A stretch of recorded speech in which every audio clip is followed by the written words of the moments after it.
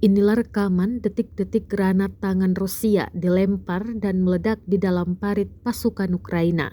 Rekamannya ramai beredar di Telegram pada Selasa 7 Februari 2023. Dalam keterangan unggahan disebutkan, pasukan Rusia membersihkan posisi angkatan bersenjata Ukraina sebelum penyerangan mereka.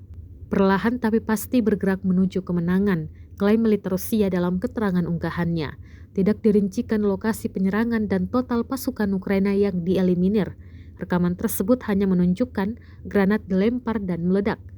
Analis militer mengatakan pasukan Kremlin mungkin menyelidiki pertahanan Ukraina untuk mencari titik lemah atau bisa membuat tipuan sambil mempersiapkan serangan utama melalui Ukraina Selatan. Ukraina membayangkan kemungkinan serangan Rusia di timur dan selatan, kata juru bicara intelijen militer Ukraina, Vadim Skibitsky.